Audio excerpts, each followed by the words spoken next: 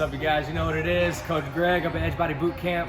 Just got to help you with the push-ups real quick, all right? We see a lot of broken push-ups in here. We want you to get the most out of them, so it's really important to know all the details about the mechanics of a push-up, all right? We want to get you most out of your energy. So, first thing we're going to talk about is the angles of your arms. So I'm going to step back here.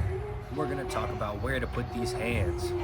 Right underneath your shoulders. You'll see my arms are straight up and down. That is the proper placement, not out in front of you like this. That's where you start to feel a lot of tension up under the core. So we want to lock those arms straight up and down, right up underneath the chest. When you get the arms out in front of you like that, that's whenever you start putting a lot of pressure on the core and the neck, and not in the arms and the chest where we want it. The next thing we're going to talk about is the width of your hands, all right? You hear people talk about a shoulder width stance when they're doing squats, things of that nature.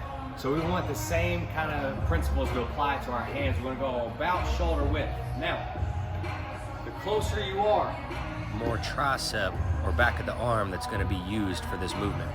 Shoulder width stance will be probably the most common stance. And then if we want to get a lot more chest and shoulder, take some arms out of it, go wide grip.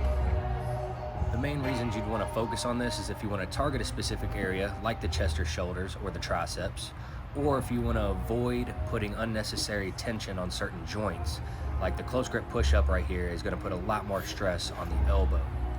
Now, the last thing I want to talk to you about is the most important, all right? The stance, the angle of the arms, setup is important, but we want to make sure our shoulder blades are in the right position. This is what takes a little bit of feeling out, and you got to just understand what it feels like and spend some time developing that skill. It is a skill. So what we're going to do is we're going to take our elbows and we're going to pin them towards each other. Watch this carefully. Let me get all up in here. We're going to pin your elbows towards each other. All right, when you do that, you'll feel your shoulder blades in the back rotate down towards each other. As you rotate those elbows in, the shoulder blades come in towards the spine, and they'll lock the center of your back and your shoulders, they'll lock right in place.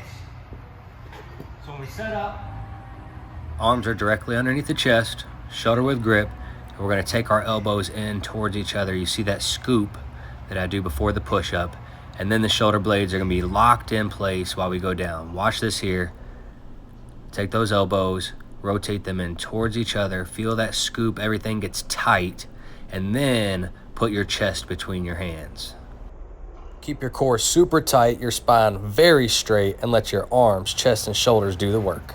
So we definitely want to make sure that the shoulders aren't scrunched up with the elbows out. When we go to start a push-up, we want to take those shoulders down and those elbows in, and that's what's going to get your shoulder blade, your scapula, your rotator cuff all in the right position, so all the muscles right where you need them are getting that attention. All right, put your energy to its best work and get the most out of it.